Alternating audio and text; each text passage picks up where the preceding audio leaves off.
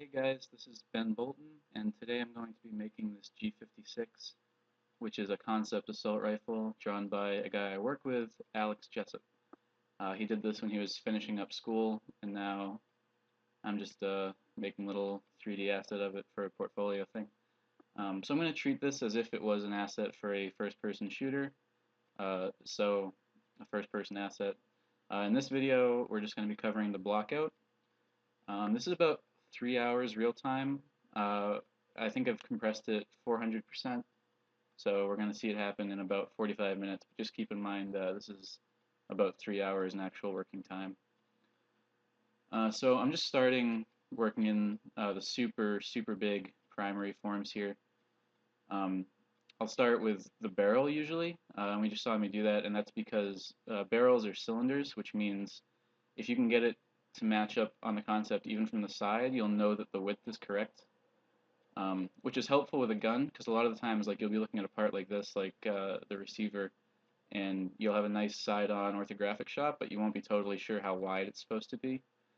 And the general rule with guns is that their width doesn't need to exceed the width of their magazine or their barrel, pretty much the parts of the gun that actually push the bullet out.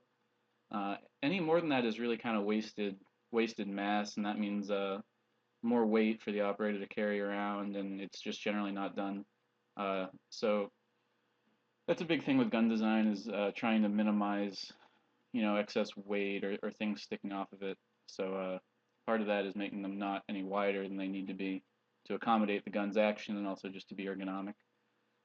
So when we start with the barrel, we can make sure we get a consistent uh, we can get something where we know the width for sure because the width is going to be the same as the height when we view it from this side orthographic.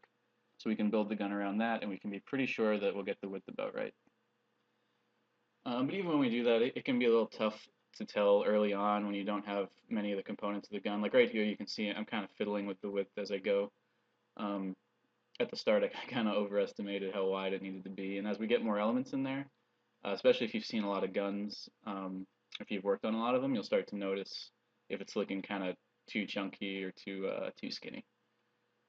So then, now that we've got like a super basic receiver in there and a barrel, the next thing I'll usually put in is the magazine because that's a critical part of the function of the gun. Like I was saying, this is the thing that brings bullets into the system, and the whole point of the system is to expel those bullets. So really, the whole system is pretty much designed around this. So it's good to get at least a basic little shape in there. Here I'm just making a bullet to stick in there.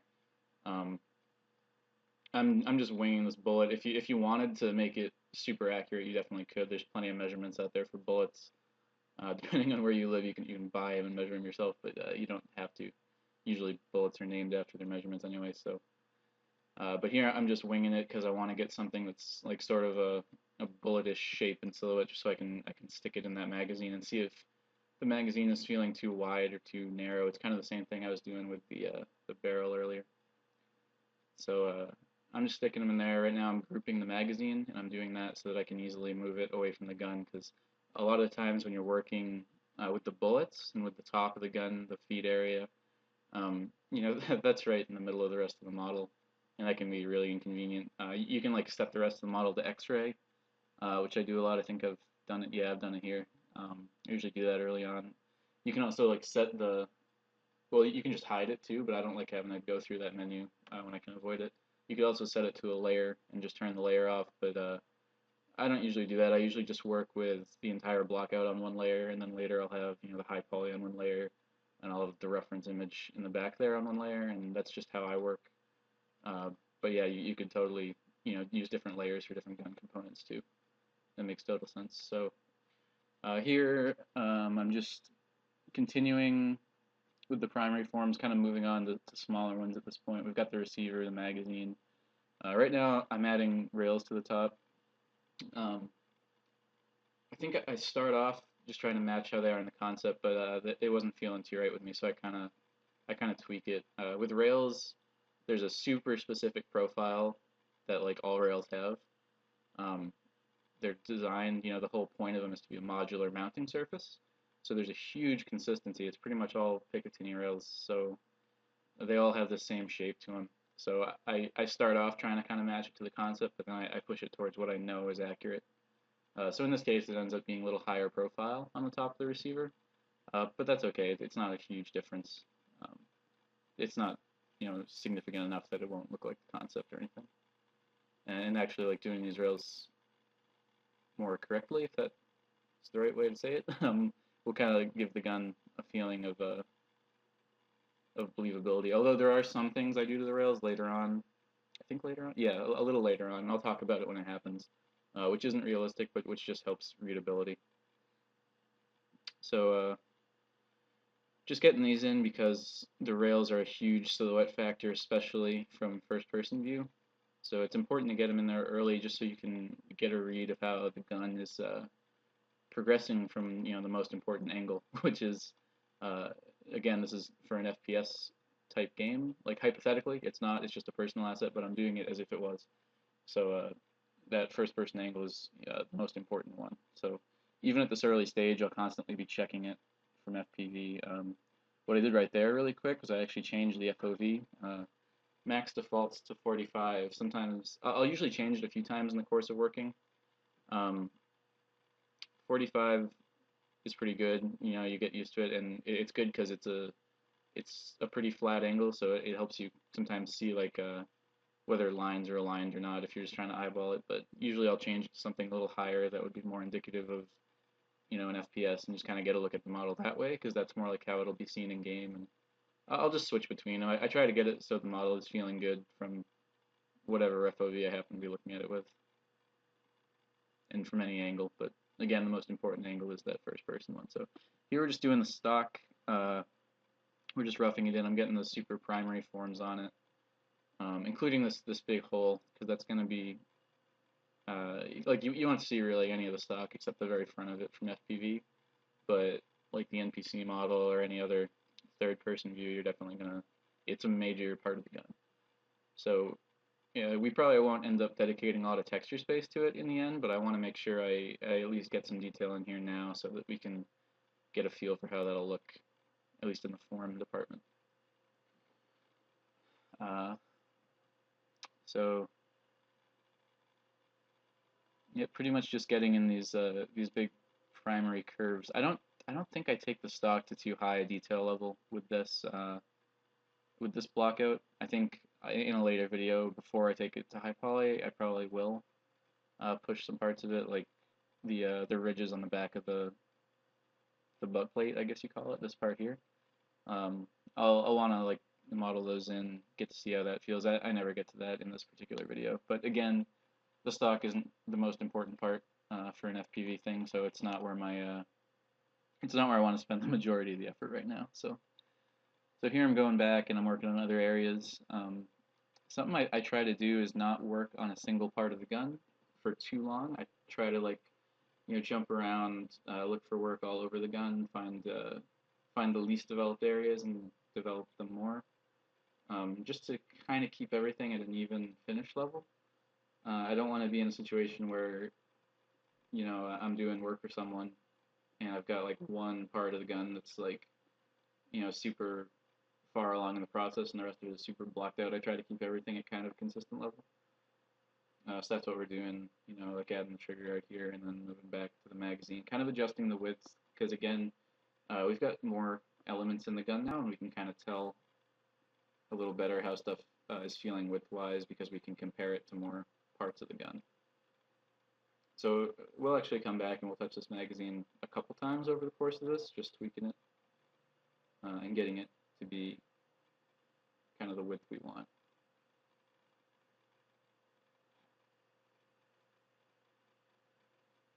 Adding a little magwell here.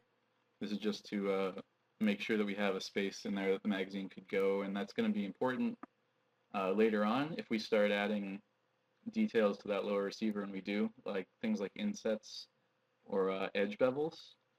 We want to have that magwell in there so we know if we overdo those details to a point where if this were a real object, they'd actually be entering into that magwell area. And we wouldn't want that because it just wouldn't be realistic, so it wouldn't feel right. Just getting the grip to a little smoother level here. And then working on some other kind of major forms in the stock. I'm just doing like the cheek rest. And this is pretty important to get in because one, it's a separate part from the rest of the stock, so we want it in the blockout so that later when we do the high poly, we don't have to like carve anything out. We've got it right there. We can just add our support loops. And two, because you'll see this from first person. You won't see most of it, but you'll see that very front part from about where your eyeball would be in first person view.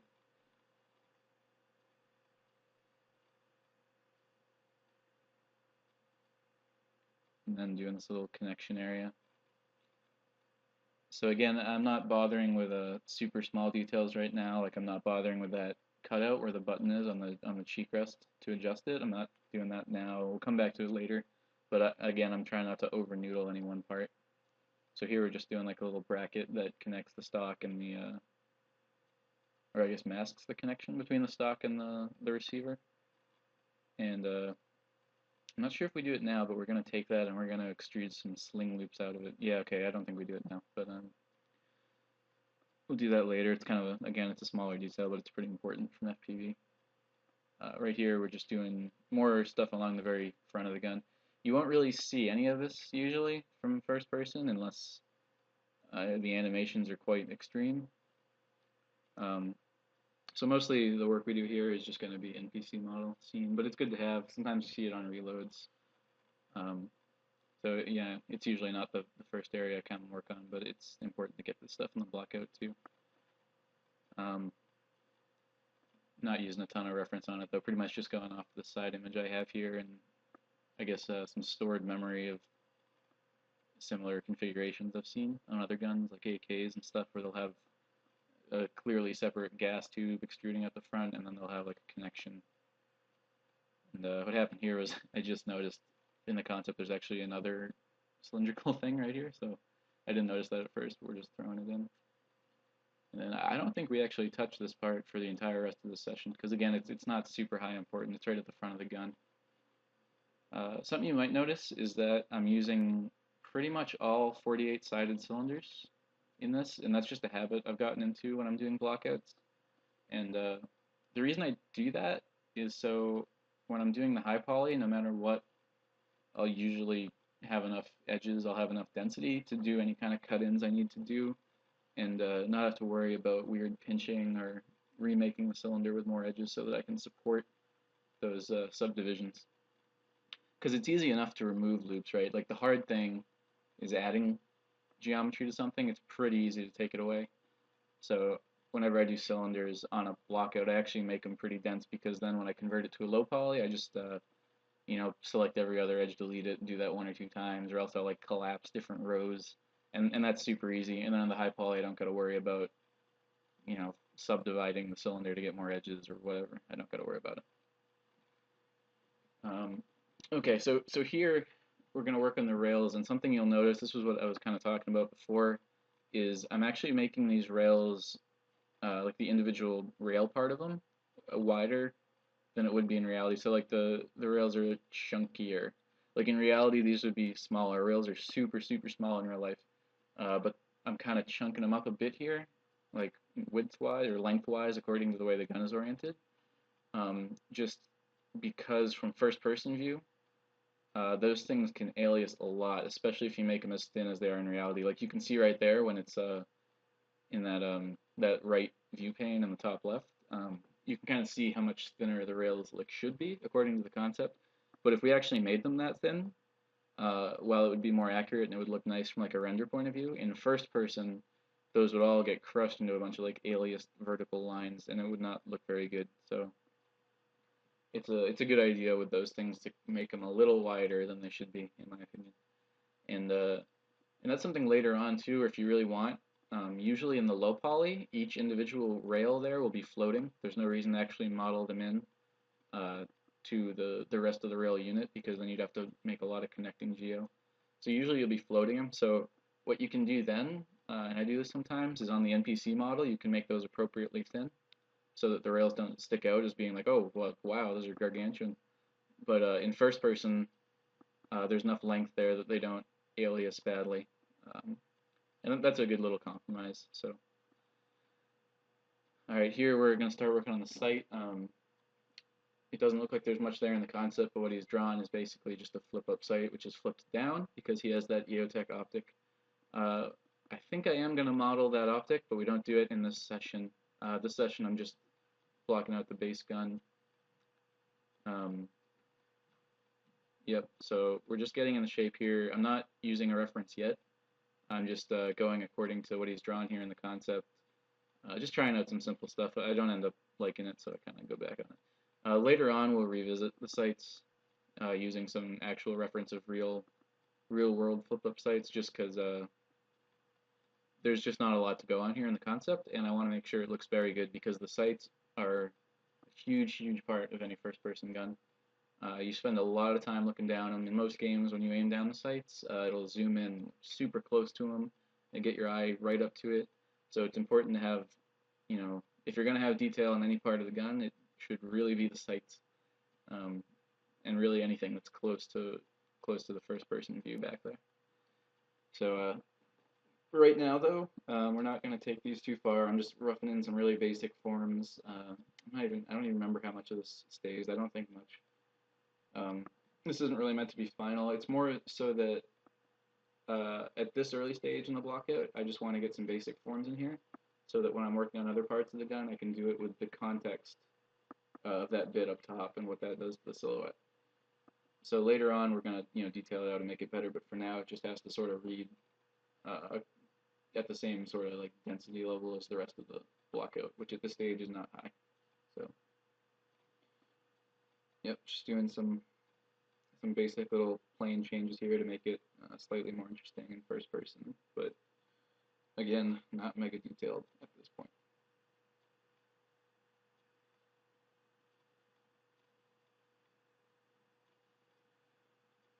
Just kind of making some channels there to flip down into.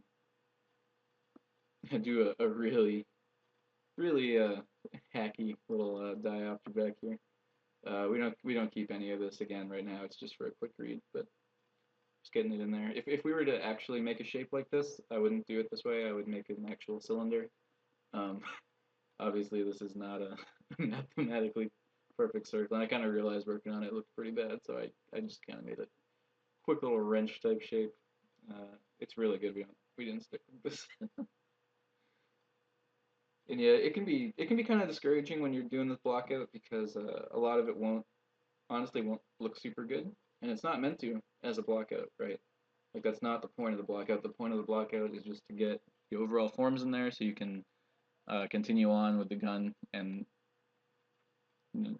execute the rest of your workflow with a roadmap instead of jumping right into one part of the gun and starting like with a high poly model. Yeah, so here I'm just trying out a little basic idea. This wasn't really indicated on the concept, but it's something I noticed recently on a real gun, which I thought was neat, where it had these flip-up sights where if you flipped them down, there would be this little, I don't know what it's called, it's like a close range sight or something, like you see it on pistols a lot, where it's just like a rectangle with a notch in the middle and you line up the front sight post and the notch. It's super common. I don't know why I can't think of the name, but I thought that was neat because it's like a convertible thing. So like if you flip the sight down because you have an optic, then you still have another sight that's like up and it's very low profile. And if you have like a scope or something that's mounted high, and we will later on, then you can actually still look through a set of iron sights, just not the primary flip-up ones, which is pretty cool. So it's a cool little detail I decided to keep in there. Most games wouldn't model that kind of action. There's only a few I can think of that would, but it's cool to have that in there because it's visual interest even if the game doesn't use it, because again, like any interest you can pack into that area is a huge value add because players will be spending a lot of time staring directly at that. And that's pretty much the main character of the game. So that's pretty cool. So here we're just doing the same thing on the front sight. It's going to be another flip up one or flip down. Right now it's full hooded like a Narinko type AK thing, but later on we'll change it. We'll use reference for that too. Right now it's still unreferenced. I'm just winging it. Later on we'll make that more of like a crescent thing, not a full hood, and it'll be based on an actual gun. But for now, we're working on other parts because I kind of realized I was zoning out on those sights there. So Again, I try not to do that too much. When I catch myself doing it, it's off to work on another part of the gun, because you want to make sure it's all developing forward and kind of equal. So here I'm splitting out this, I don't know what the word would be, but I'll call it a lower receiver, which might actually be appropriate. It's kind of like lifted from a Chris. I don't know though what the term for it is. But we're cutting it out, and the reason we're doing that, um, actually the reason we put a lot of detail into this blockout compared to what some people do, because like some people when they do blockouts, they don't do a lot of detail in them. They just kind of get the overall forms and they jump right into high poly. Um, and that's fine. Like that works for a lot of people. What I tend to do is I put a lot of detail in my blockouts. I actually tend to spend more time in the blockout stage than I do in the high poly or in the low poly stage. I try to get like most of the details in during the blockout, and I do that so that I can take the blockout and I can fork it, so I can make the high poly out of the blockout, and then I can go back and make the low poly out of the blockout. And that differs from what a lot of people do, I think, and what I used to do, which is, you make the blockout and then you make the high poly off the blockout, and then you convert the high poly to a low poly. I used to do that, but I don't anymore. And there's a few reasons, but it pretty much, revolves around the fact that I noticed, over the course of doing that for a long time, that a lot of the cleanup work I was doing to the high poly in order to make it, make sense for like a low poly model, I was pretty much just removing stuff that hadn't been there in the blockout in the first place. And I kind of realized that if I just modeled enough detail into the blockout that I could convert it pretty much straight to low poly, and also convert it pretty much straight to high poly by adding support loops. Um, I figured that could save me time, and so far I've been doing this for most of this year, and that's worked out pretty well for me. So, I mean, give it a shot. Like a lot of people work differently, I know. A lot of people prefer a more linear workflow, and this is more of a, I guess, like a split workflow. Like, because at a certain point you go back and you actually develop off older geometry. But I would highly recommend it. It works super well for me. So let's see. Just adding a little more detail to this upper receiver now. Again, checking it every once in a while from first person. That's super important. And I'm just adding this little lip here. And again, this is so when I convert it to a high poly, I just run support loops down here, and bam, we've got it, right? And for the low poly, all I have to do is either delete those insets I just made, or else make sure it's all one solid chunk and then just boolean it with the low poly and clean up. And that's all you got to do.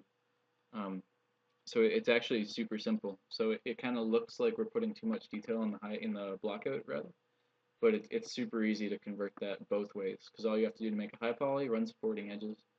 All you have to do to make a low poly, weld stuff or boolean stuff. That's it. And I like that because it makes each step super simple.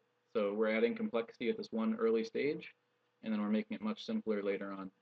And I kind of like that because I've noticed, like, when you start a project, whether it's for money or personal work, a lot of the time it's most exciting here at the beginning, because you have a lot of energy and enthusiasm, because it's fresh for you. Like, you're just starting the project, you get all these ideas, so you have like a lot of energy, and then that energy, like, inevitably, like, it tapers off over a project.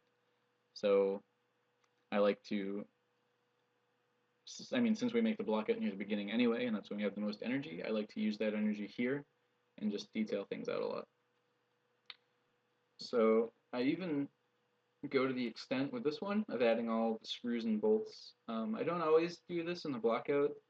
It just depends, because it depends on your final intentions for like target spec for the gun. Because if you do, how do I put it? If you're planning to have those screws and bolts in your low poly, then it's worth doing them in the blockout. And if you're not, like if you're going to just bake them down, I'll usually skip it. But in this case, I think they're actually a pretty prominent part of the gun. And the reason I think that is because this gun is super flat on the side. And usually I would say that's kind of a bad design call, because a lot of the interest with guns, especially that we make now with current engines that have better lighting and stuff, a lot of the appeal is seeing how light reacts and like flows along the surfaces. and how the materials like change with that. And in order to see that, you need surfaces that light will naturally fall on, and with big flat surfaces, especially ones that run like perpendicular to the ground, so straight up and down, you usually don't see a lot of interesting stuff with light happening. So that's usually something I try to avoid when I'm like picking a gun to model, at least for like personal work when I can make that choice. But in this case, what actually drew me to this gun was that although it has that flat side, I think it actually works design-wise for first person because it has all these, big panel details, like where that lower receiver connects to the upper. That nice thick panel line that runs in this cool curved way. Like it's super interesting. You just don't see that on like many weapons except the Chris, right? And then you get all these huge bolts and stuff, and they are quite huge. Like they're very large, and I actually make them pretty recessed here too. And by doing that, they catch like a ton of light, so they basically accomplish that goal. So even though this thing has a super flat side, it's gonna have a lot of super interesting detail on that side, all across it. And I think that'll make it work pretty well. I think that'll make it catch light in an appealing way. So back up top to the rails here, we're just adding in this rail detail. I actually don't do this in a super smart way these first two times. So that first set of rails that I carved these out of, and this set, you can see I'm just bridging tooth by tooth by tooth. I don't recommend that. I think I was just spacing out when I did this. It's actually much smarter. The bottom rail I actually do correctly. I'm not sure when I do it. It's a little later on in the video. But you don't want to bridge just that bottom bit over and then bridge every side of every tooth. It's easier just to grab all those loose edges, shove them off, align them to the x-axis, so they're all equally aligned, and then push them in to 0 and just weld. And if you're not super used to modeling, that might sound weird, or maybe maybe it sounds weird anyway, but I'll point it out later on when it's happening. It should be pretty obvious. Let's see, I think this is, yep, so here we're adding in these little holes in the heat shield. I think a lot of people have trouble with these. I know I used to when I was newer to modeling. I used to try to like cut them in manually and stuff. I don't really do that anymore nowadays. I just boolean it. A lot of people might tell you if you're new to modeling, like you shouldn't use booleans, and the reason they'll tell you that is because booleans usually you have to clean them up because they create junk geometry. And in some programs, like Maya, a lot of the times they'll actually just delete all your geometry, which can be super bad, especially if you're kind of new to modeling and you don't know enough to like keep constant save files, right? So like backups, auto backups. But as you get better, I don't think that's really valid anymore. I think I actually use booleans a lot more now than I ever have in my modeling career. So I think they are super useful. Although messy, you do have to clean them up. In 3ds Max, their particular bugaboo is that you tend to get a lot of like junk vertices along edges that aren't doing anything and seem to come out of nowhere. Anywhere that you had intersections in the boolean, and that's kind of a shame. There might be a quick way to clean those up. Usually I just delete them by hand one by one. There might be a faster way, I'm not totally sure. I don't think so built in, but there might be plugin or something. I'm not sure. That would actually be a super good thing to have. Alright, so here I believe, yes, so here we're redoing the rear sight. I have a reference open on another screen. It's not visible in this video, but basically I just googled flip-up sight and I picked one I liked. I wasn't really hunting for anything specific. I just wanted to pick something with some nice forms that would read well in first person, which would have some detail. This particular one had these great sort of cylindrical like edge things with some nice rounded corners, and that's going to catch light super well, especially when you're all zoomed in on those things, aiming down the sights. That's just going to look great. So we're making those. Then we just deleted what we previously had. We don't need it anymore. Yep, and this is already looking much better. So now we're just throwing in this rear diopter. So these are kind of interesting. When you're doing personal work, you can kind of do these how you want. Pretty much real life diopters for sites are super, super small. They're like pinhole sized. You can't fit much through them, and they work just fine just because of the way eyes, can like focus on things because they're basically cameras. But in games, it's not so simple. Not all games can do depth of field, and the ones that can do it generally don't do it super accurately compared to real life, right? Uh, and they can't always rely on the user having it on because if the game is shipping on PC, right, people can turn depth of field off, and depth of field is a hugely important thing when it comes to site design in real life. It's the reason they can be so small. Because ideally you want the site as small as possible because then when you're looking through that rear sight and it's a circle, uh, it's small but your eyes are kind of blurring it out, and then the smaller it is, the tighter the circle will be, and you can center the front sight post more easily, and it makes it a lot easier to aim.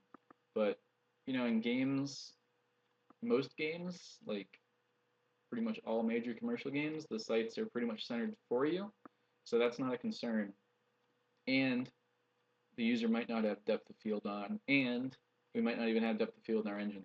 So what you see like 99% of the time in commercial games is they just make that rear aperture like huge, ginormous. So much bigger actually than I have it here. Here I'm actually kind of straddling the difference. I don't have it super tiny. I don't have it super big either. Although I did kind of split the difference. I did one of those sites that has a flip up diopter thing. I hope the word is diopter because I keep saying that. But it's got like a flip one there, and one of them is like a bigger aperture, and the other one's a smaller aperture. So in a game, you would only ever look through the bigger one, of course, but having that second one there gives some visual interest, and plus it's like a realistic element. That's always cool. So here, we're just kind of adding a little more interest here by flipping this whole site down and then carving out space for these knobs to go through, so they're not, just clipping through, because that would be super bad. You don't want a lot of, you don't want any clipping right in the player's eyeball. Not good. And here we're gonna pretty much do the same thing with the front sight, just taking it and matching it better to a reference, or more closely to a reference, I should say. Adding some visual interest here. I can't remember if this was actually this slope. I don't know if this was actually on the reference I was using at this point. I cannot remember. But it's just something I've seen on AK sites, and I like it a lot. I like it a lot from a game asset creation point of view, because whenever you have a surface angled up like that, it catches light better. So this might not actually be a good design on real guns. I don't know. I've seen it on real guns, so I know it happens. But I would think it would just have a better chance of like catching light and like glaring in your face. I don't know.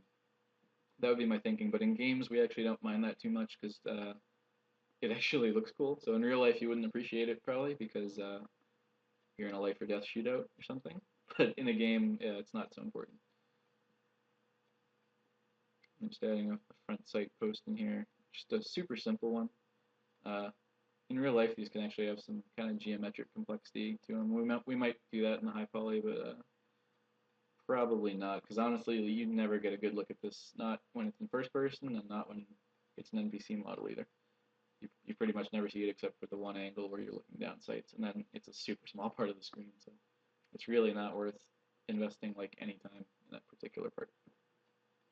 So here we see every once in a while, I'll kind of check how the model looks from like a 3/4 view with Max's screen space AO on. And that's just to kind of get a feel for how the model's progressing overall. Spot like which areas are looking most plain, so which need the most work. In this case, decided to work on this vertical grip some more. It's actually a pretty detailed drawing there in the concept. I could probably copy that more specifically if I wanted to. I decided though to just use an actual vertical foregrip. It's a pretty famous type. I don't know the name of it, if it has a specific name, but it's like super common, and I ended up just using that instead, just because I could find a bunch of references for it online, right? So it made it a lot easier to make, as opposed to kind of winging it from an orthographic side shot.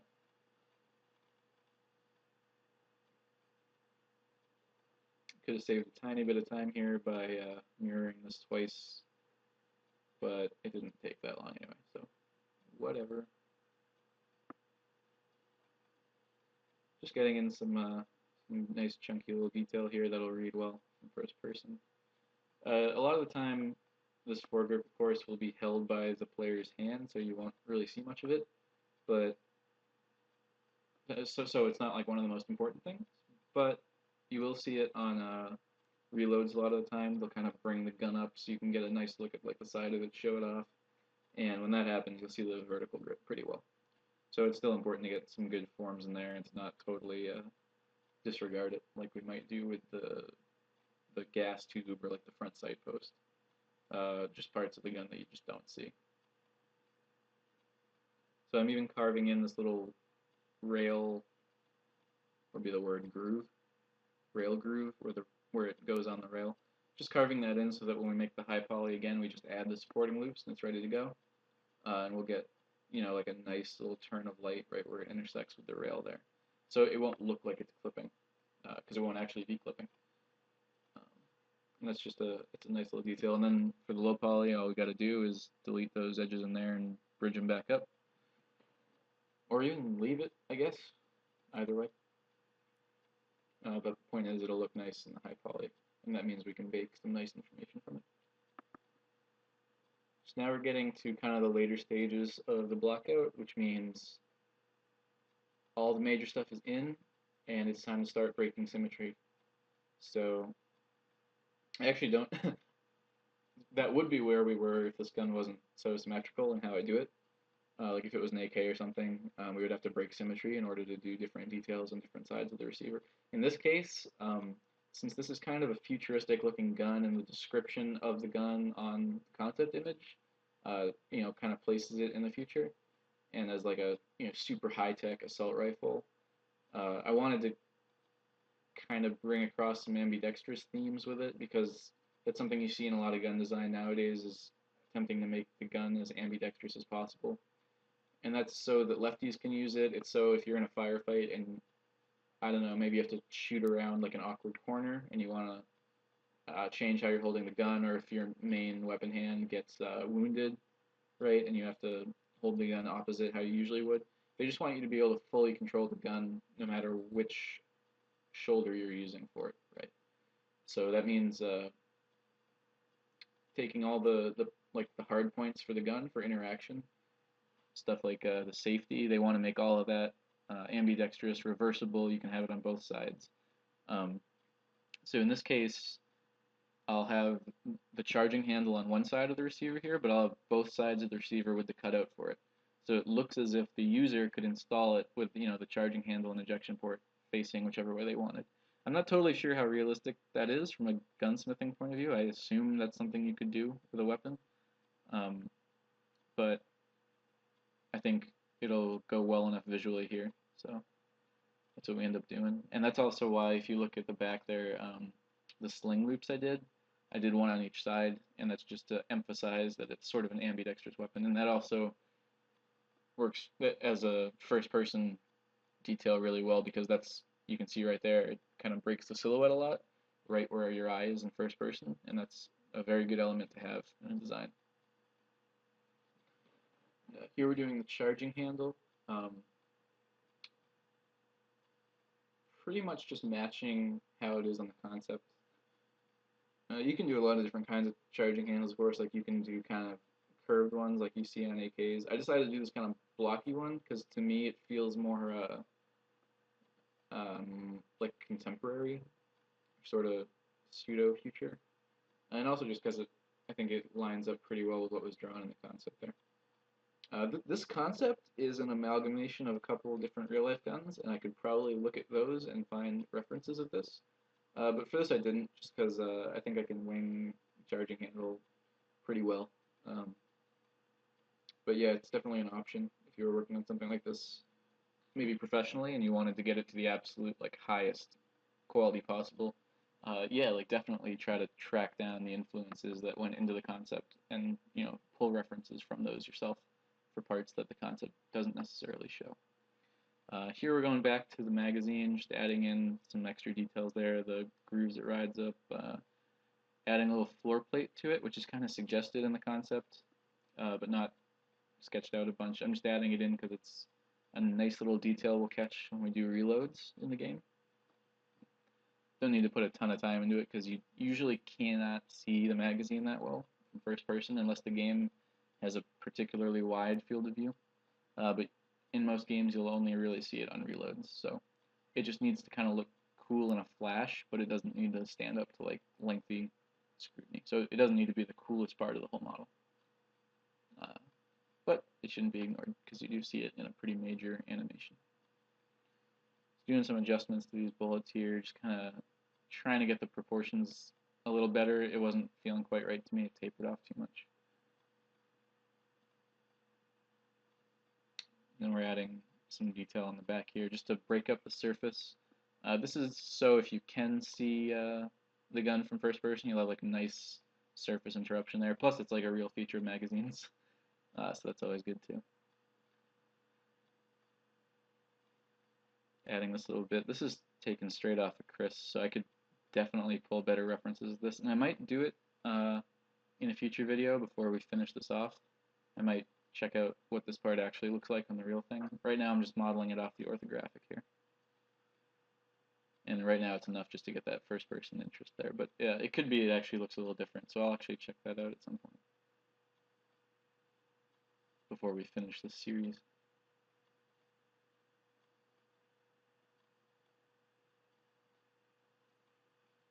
So here we're just closing this gap here. This is something that it's a good idea to do once you start wrapping up the blockout, which we are, is to close any of these gaps that are left. Right now I'm putting like a hinge in here because I've seen that on AR-15s where they'll have a hinge here, and you can like separate the upper and lower receivers. You can actually rotate the upper one right, open, and see all the internals of the gun, and that's really cool. So that's not something you would have in a conventional game, but it's nice to have that detail there because there's a chance, like if the gun's on the ground, or if the player is like under an ally or an enemy or something, and they get to see the underside of it. That'll be like a nice little detail that'll kind of register in their brain, even if they don't totally consciously like notice it. It's just a little extra visual interest, and it's based on real thing. Here we're doing the fire selector or the safety switch. Pretty simple. I think it's the same kind that you see on like G56s. Nothing complex here. I think we end up mirroring this to both sides to kind of convey that ambidextrous thing again. And another advantage of that ambidextrous thing, of course, is that later on when we're UV mapping, we can actually mirror a lot of that because you only see, the one side at a time, so they don't need to have like different details on them. The only time you wouldn't want to do that is if there's like text, like if it said like safe fire, then you would definitely need that to. Well, I guess you have to decide. Like you either if you think the player is going to see that, then you need to not mirror that so that you can get the text correctly. Or you can decide, like the player will almost never see the right side of the gun. We don't care. Or you could even make like a text plane and kind of flip that text over. Maybe do like an alpha. There's just a few ways to tackle that. But a nice thing. It's just a nice element of the ambidextrous design is that it enables us to mirror more, and that means higher res textures. Without actually making higher res textures. A little detail down here connecting the lower receiver to the pistol grip. This actually looks a little different on the concept, and I think we're going to revisit this before we finalize the high poly. We're just going to rework that a little bit. Right now I'm just kind of getting the shape in there, but I think the way the concept has it, it's more integrated. The way I've modeled it here, like the pistol grip sort of looks like it's a separate element from that connecting strip, whereas in the concept it actually looks kind of fused, and I want to achieve that because I think that'll be a cooler look. So we'll probably revisit that before we finalize this. Just adding some last details here. I actually forgot all about the magazine release until almost the very end. I'm glad I didn't totally forget it. That's a major animation hard point right there. I'm actually not sure about the design here because I feel like usually you would rest your finger there, like for trigger safety, if you didn't have your finger on the trigger. Usually that's where you would rest it. So I wouldn't necessarily want the magazine release where I'm just going to passively have my finger, but it could be you're meant to have the finger forward of the trigger guard, but I'm not sure because then if you like retracted your finger, you might pull the trigger, but I don't know. We don't totally got to overthink that kind of thing because it is a game. The animation is never going to accidentally trigger. Like you're never going to have an accidental misfire or an accidental mag release, right? But it's good to think about these kind of things. It's good to think about realism because it's kind of a big factor in making a gun look cool.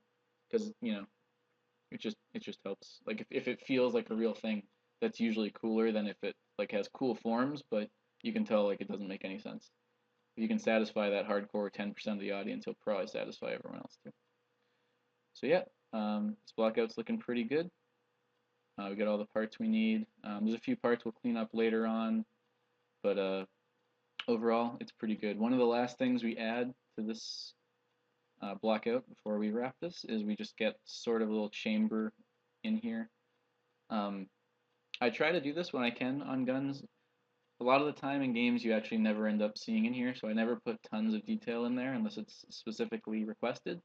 But the reason I like putting a little detail in there is so if the animator decides he wants to like show the inside of the chamber, like when the player like racks around, or maybe when he like picks up the gun for the first time, like he does a chamber inspection.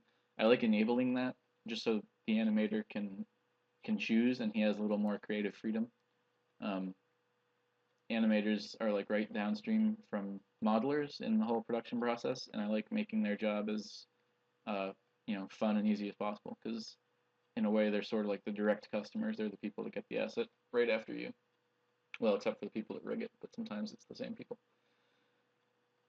So I like having that extra detail here, and then I just moved the top of the magazine up. Originally I had aligned it with the concept because it actually shows where the magazine is. I just moved it up so that it would fit in there without having to actually carve through. So yep, and then this is it. So thanks guys. We're going to come back with another video finalizing the blockout and showing the high poly.